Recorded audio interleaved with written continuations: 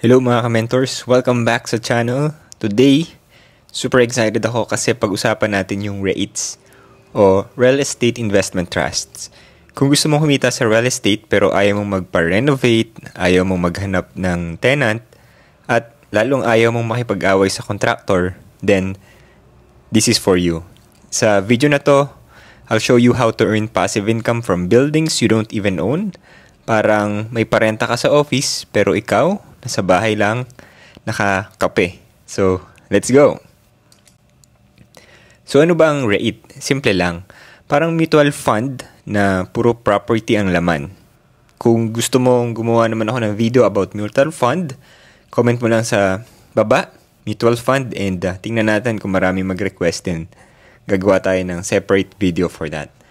Instead na ikaw ang landlord, yung REIT company ang bahala sa property.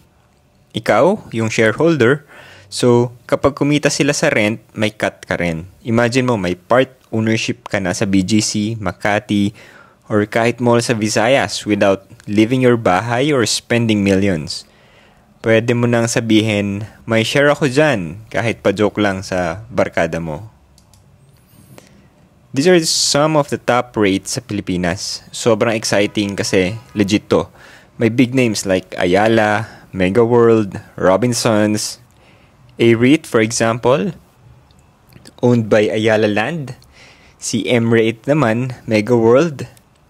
Si CREATE, Renewable Energy, Green Energy na may kita. Love that for us, di ba? FILRT and RCR, more offices, more income. Hindi mo kailangan pumili ng isa lang. Pwede ka mag-diversify. It's like may kondo ka sa lahat ng major cities, pero hindi mo na kailangan magbayad ng property tax o amilyar.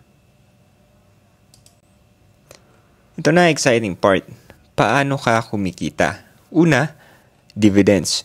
Tuwing quarter, nagdi-distribute ng income yung REITs sa mga shareholders nila. So, kahit tulog ka, may income ka. Pangalawa, capital appreciation. Meaning, tumataas ang value ng shares mo over time. So, kung bumili ka ngayon tapos tumaas ang presyo, pwede mo ring ibenta for profit. Passive income plus long-term growth, syempre, winner ka doon, di ba? Real talk, REITs versus owning a condo. No contest. Sa REITs, pwede ka magsimula for 1,000 pesos lang. Sa condo, kailangan mo ng milyon. Tapos, sa REITs, wala kang tenants na magrereklamo, walang tubero na tatawagin, walang toilet na masisira. Gusto mo ng real estate income pero chill lang? REITs ang sagot. Ang liquidity, parang stock. Buy and sell anytime. Hindi tulad ng lupa na forever holding ka minsan. How to start? Madali lang. Open a broker account. Pwede sa Call Financial, First Metrosec, BPI or BDO. Fund it kahit 1,000 pesos lang, then search for the REIT you want. A REIT, MEREIT, CREATE, click buy, done. Tapos every quarter, check mo na lang may dumating na pera. Pwede mo nang i-update ang bio mo sa social media, real estate investor, passive income advocate, NAX. Okay, disclaimer, may risk pa rin. Siyempre, pwede mo baba yung market price. Pwede rin bumaba yung dividends kung bagsak ang occupancy or rental income. Pero ang sagot dyan, diversify. Huwag i-all in sa isang REIT lang. Tapos, think long term. Don't panic sell. Hindi mo dapat chinecheck ang portfolio mo every hour. Hindi siya crush mo, di ba? Tips to succeed? Look for REITs na may solid dividend yield. 6% and above if possible. Check occupancy rate. Dapat above 90%. Saan located ang properties? Sino tenants nila? Kung BPOs, offices, malls, good yan. Siyempre, reinvest mo yung dividends. Let your money make baby money. Compound it like a boss. Ito mga tools na ginagamit ko. For example, Instagrams for tracking prices and charts. PSE Edge para sa mga disclosure and legit updates. Dividend calculators para malaman mo kung magkano kita mo in 1 year. Pwede rin simpleng Google Sheets or Notion pang track ng portfolio mo. Bonus, mukhang productive ka pag pinakita mo sa friends mo yung dashboard mo kahit ikaw lang yung gumawa, di ba? So, let's wrap this up. REITs are perfect para sa mga beginners, OFWs, retirees, at anyone na gusto ng extra income.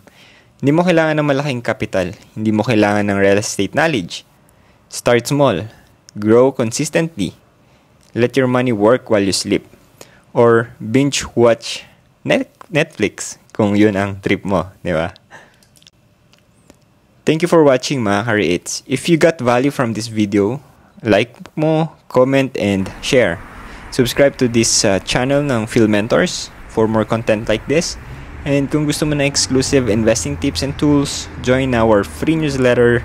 Wala kang talo, promise. Sign up at philmentors.com.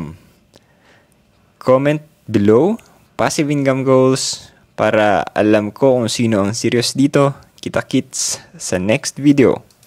And syempre, our disclaimer, this content is for educational and for informational purposes only.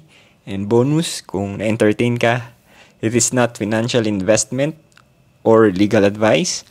Always do your own research and consult with a licensed financial advisor before making investment decisions. Investing involves risk. Invest responsibly. Para connected ka sa amin, and if you want more investing tips, personal finance hacks, and exclusive resources for Filipinos, join our free newsletter.